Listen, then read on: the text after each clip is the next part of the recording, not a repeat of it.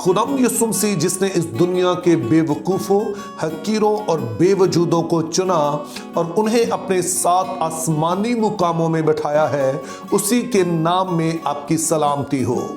क्या आपने कभी पारस पत्थर के बारे में सुना है? इसके बारे में ख्याल किया जाता था कि अगर किसी शख्स के पास ये पत्थर हो तो वो दुनिया का सबसे अमीर तरीन और ताकतवर तरीन शख्स बन सकता है, क्योंकि इसके बारे में तस्वुर ये किया जाता था कि ये किसी भी धात से बनी हुई चीज़, यानी कि वो चीज़ जो किसी मेटल से बनी है, जैसे कि लोहा है, चांदी है, पीतल है, या किसी भी और तरह की धात से बनी हुई कोई चीज़ है, तो ये पत्थर अगर उसके साथ टच कर दे, उसके साथ छू जाए, तो ये उसे सोना बना देता है। अब जाहिर है ना कभी कोई ऐसा पत्थर मौजूद था, ना कोई है, बल्कि ये सिर्फ एक तस्वुराती बात थी, या समझें कि इंसान की एक ख्वाहिश थी कि काश उसे कोई ऐसी चीज मिल जाए, तो उसी से फिर ये एक तस्वुराती पत्थर ने, एक जो इमेजिनरी जो स्टोन है, उसने जन्म लिया, जिसको पारस पत्थर के नाम से जाना जाता है। अब पारस पत्थर तस्वुराती बात सही, लेकिन जो सलाहियत इसमें दिखाई गई है वो दरअसल हम एक शख्सियत में देखते हैं जिसको हम खुदावंद यीशु अल मसीह के नाम से जानते हैं, क्योंकि खुदावंद यीशु मसीह की पैदाइश से लेकर आज तक तारीख़ इंसानी हमें बताती है कि खुदावंद यीशु मसीह का नाम जिस किसी के साथ जुड़ गया, यीशु मसीह के साथ जिसका राबता हो गया, या जिस किसी को खुदावंद यीशु ने चुन लिया, फिर उसकी पहले वाली हालत नहीं रही, बल्कि उसको बदल कर यीशु मसीह ने कुछ और ही बना दिया। अब जाहिर है कि हमारी वीडियो का इतना टाइम नहीं है कि मैं एक पूरा जायजा जो इन 2000 साल का आपको दे सकूं, जिसमें आप देख सकें कि किस तरह से यीशु मसीह ने जब भी किसी चीज को चुना तो उसे बदल कर रख दिया, लेकिन खुदा ने फजल दिया तो वक्तन फवक्तन हम इसका भी जिक्र करते रहेंगे। तो इन दिनों में चूंकि हम क्रिसमस डेज मना रहे हैं, तो क्रिसमस के हवाले से ही मैं चंद वाकयात का जिक्र करना चाहता हूं, जिसके बारे में आप देख सकेंगे कि जब उनका ताल्लुक यीशु मसीह के साथ जुड़ गया तो फिर उनकी हैसियत ही बदल गई, उनका नाम ही बदल गया। ये दरअसल 3 जगह हैं जिनका हम जिक्र करेंगे और देखेंगे कि किस तरह से यीशु के साथ नाम जुड़ने के बाद इनकी हैसियत ही बदल गई। तो उनमें से पहले का नाम है बैतलहम, जिसके बारे में आपने क्रिसमस डेज में बहुत ज्यादा सुना होगा। अगरचे कि यहूदी कौम के लिए तो ये जगह जो थी इतनी गैर मारूफ नहीं थी, इतनी बेनाम नहीं थी, चूंकि दाऊद का ताल्लुक इस शहर से था, लेकिन अगर बैन अक़वामी लिहाज से कहें तो ये कोई ऐसी मशहूर जगह भी नहीं थी। इसराइल से बाहर शायद ही कोई शख्स इस जगह को जानता हो, और उसकी 3 वजूहात थी।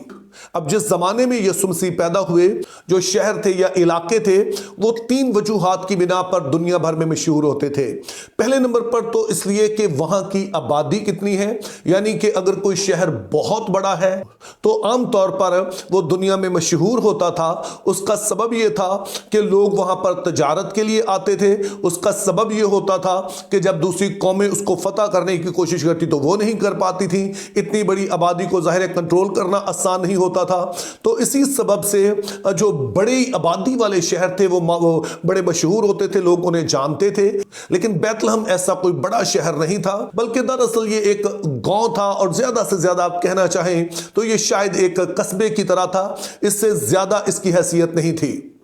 और फिर दूसरी वजह जिसके सबब से कोई शहर दुनिया भर में मशहूर होता था कि वो कितनी बड़ी जो तजारती शहरा है, जो ट्रेड रूट्स हैं, उस पर वाक़ है। और जो बैतलहम था ये किसी ऐसी बड़ी शहरा पर वाक़ नहीं था, तो इस सबब से भी ये एक गैर मारूफ जो है कस्बा या गांव कहलाता था। और किसी शहर के मशहूर होने की तीसरी वजह होती थी कि जो फौजी लिहाज से वो किस कदर महफूज जगह पर वाक़ है। जैसे कि यरूशलेम को हम देखते हैं कि वो 3 पहाड़ों पर वाक़ था, उसके गिर्द वादियां थी, जिसके सबब से उसे फतह करना आसान नहीं था। लेकिन बैतलहम अगरचे कि इसी पहाड़ी सिलसिले पर वाक़ था, लेकिन ये यरूशलेम की तरह महफूज नहीं था। तो इस सबब से भी हम देखते हैं कि ये कोई बहुत ज्यादा मारूफ शहर नहीं बन सका। लेकिन जब यीशु मसीह एक दफा यहां पर पैदा हो गए तो उसके बाद हम देखते हैं कि ये शहर जो है बैन अक़वामी एक मरकज बन गया। और उसका पहला सबूत हमें मजूसियों की सूरत में मिलता है, जो कि आते तो यरूशलेम में है, वहां पर पूछते हैं यहूदियों का बादशाह जो पैदा हुआ है कहां पे है, और फिर वहां से रहनुमाई लेकर वो बैतलहम आते हैं। वहां पर आकर वो खुदावंद यीशु मसीह को सिजदा करते हैं हैं। और जाहिर है जब वो गए तो उसके बाद उन्होंने अपने उस सारे इलाके में इस बात को बताया होगा कि जो यहूदियों का बादशाह पैदा हुआ है वो कहां पर है।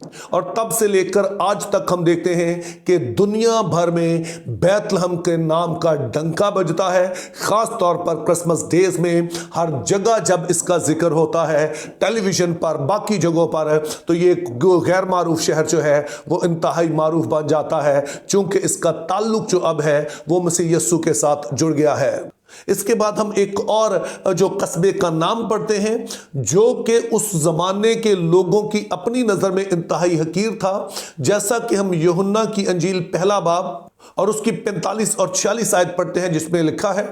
फिलिप्पुस ने नतनीएल से मिलकर उससे कहा, जिसका जिक्र मूसा ने तौरेत में और नबियों ने किया है वो हमको मिल गया, वो यूसुफ का बेटा यस्सु नासरी है। नतनीएल ने उससे कहा, क्या नासरत से कोई अच्छी चीज निकल सकती है? और इस बात को मजीद बेहतर तौर पर समझने के लिए यूहन्ना 7 बाब और उसकी 52 आयत में लिखा है, उन्होंने उसके जवाब में कहा, क्या तू भी गलील का है?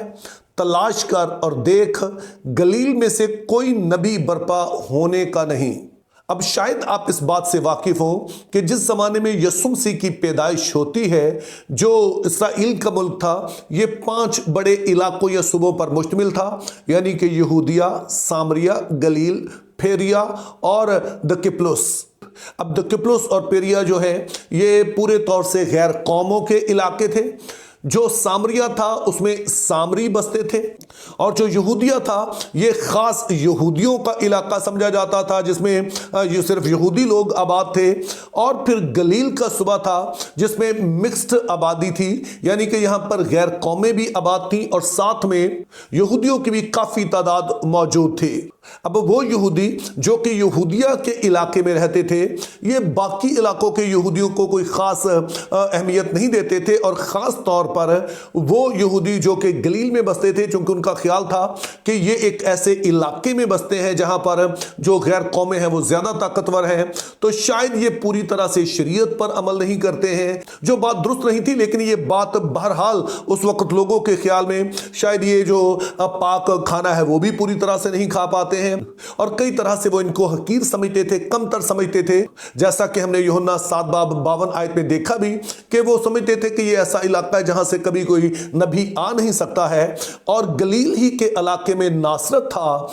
और जब फिलिप्पुस जो है वो नतनीएल को बताता है कि हमें मसीह मिल गया है जिसका ताल्लुक जो है वो नासरत से है, तो हालांकि फिलिप्पुस जो है वो खुद गलील का रहने वाला है, लेकिन गलील में से भी नासरत उसके ख्याल में और भी ज्यादा रद्द किया हुआ इलाका है जिसमें से मसीह आ ही नहीं सकता है। लेकिन जैसे मैंने कहा कि जब यीशु मसीह किसी चीज को चुन लेता है, उसका ताल्लुक उससे जुड़ जाता है, तो उसकी हैसियत ही बदल जाती है। और आज जब यीशु मसीह के साथ इस इलाके का नाम आता है तो बड़ी ही ताजीम से लिया जाता है, और दुनिया भर में ये नाम अब मशहूर हो चुका है। खास तौर पर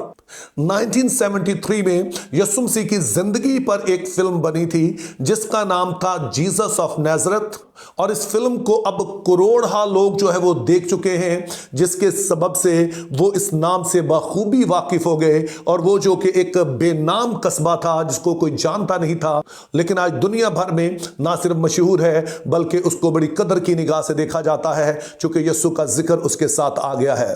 और फिर तीसरी चीज जो कि मसीह के सबब से मोहब्बत का मरकज बन गई वो चरनी है। अब जाहिर है ये कोई इलाका नहीं है, लेकिन आप इसे जगह कह सकते हैं। और जाहिर है आपने इस बारे में सुन रखा होगा कि चरनी से मुराद है वो जगह जहां पर जानवर चरते हैं या जहां पर जानवरों को चारा डाला जाता है। पंजाबी में इसे खुरली कहते हैं, यानी कि आप देखते हैं बाज़ औक़ात ये लकड़ी की बनी होती है, बाज़ औक़ात सीमेंट से बना हुआ एक जगह बनाई जाती है जहां पर जानवरों को चारा डाला जाता है। अब अगर तो आप गांव गए हैं या गांव में रहे हैं तो आपको अंदाजा होगा कि ये जो चरनी या खुरली होती है, चूंकि ज़ाहिर यहाँ जानवर बांधे जाते हैं तो ये कोई बड़ी खुशकुन जगह नहीं होती है। लेकिन एक दफ़ा जब इसका ताल्लुक यीशु मसीह से जुड़ गया तो आज पूरी दुनिया में हम देखते हैं कि क्रिसमस डे इस चरनी के बगैर अधूरा रहता है। और आज हर कलीसिया में इसका जिक्र होता है, बाज़ कलीसियाओं में ये बनाई भी जाती है, बच्चों के जो टैबले होते हैं उनका ये मरकजी हिस्सा होती है। तो इस तरह से हम देखते हैं कि चाहे बैतलहम हो जो कि एक गैर मारूफ इलाका है, चाहे नासरत हो जो लोगों की नज़र में बड़ा ही हकीर इलाका था, या फिर चरनी हो जो कि कोई ऐसी खुशकुन जगह नहीं है कि जहां पर किसी को रखा जाए, लेकिन एक दफ़ा जब इनका नाम यीशु मसीह के साथ जुड़ गया तो फिर इनको वो मुकाम, वो हसीयत मिल गई कि दुनिया में और कोई ऐसी जगह नहीं है जिसका इतने तवातर के साथ जिक्र होता हो, जिसको इतनी कदर की निगाह से देखा जाए और जो कि लोगों की मोहब्बत का इस कदर महवर बन जाए। लेकिन यह बात सिर्फ इन जगहों की नहीं है, बल्कि हम देखते हैं कि खुदाम यीशु ने दुनिया के निकम्मों, हकीरों, बेवजूदों को चुना और फिर उनको वो हैसियत दी कि आज भी दुनिया उनका नाम बड़ी ताजीम से लेती है, उनकी कदर की निगाह से देखती है। और इसमें आप पाकिस्तानी कौम को भी शामिल कर सकते हैं, क्योंकि जब आप कलीसिया पाकिस्तान की हिस्ट्री पढ़ते हैं तो हमें पता चलता है कि जो पाकिस्तानी मसीहों की एक बड़ी तादाद है वो हिंदू मजहब से ताल्लुक रखती थी, लेकिन हिंदुओं के कोई बहुत बड़े बड़े कबीलों से नहीं, बल्कि वो लोग जो कि सोसाइटी के रद्द किए हुए लोग थे, उनमें से खुदा ताला ने चुना। और आज हम देखते हैं कि खुदा ताला ने ना सिर्फ हमें बढ़ाया है, बल्कि हमारे पास तमाम तरह की अपॉर्चुनिटी है कि हम एक बेहतर जिंदगी पा सकें, एक इज्जत की जिंदगी पा सकें, हम खुदावंद यीशु में आगे बढ़ सकें और खुदावंद के लिए इस दुनिया में कुछ कर सकें।